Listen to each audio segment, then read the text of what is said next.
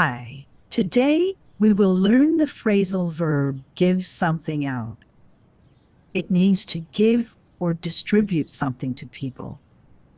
For example, a teacher gives out papers to students.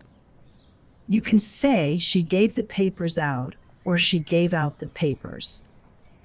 Both are correct. We use it when handing out items like flyers, samples, or information. It is a common phrase in schools, offices, and events. Remember, something means something. So, give something out means give something out. Be careful with word order. Put the object between given out or after give out. For example, he gave the tickets out, or he gave out the tickets. You can also say, they gave out free water at the race. Sometimes give out means to stop working, like my phone gave out. But mostly, it means to hand things to people. Synonyms include hand out and pass out.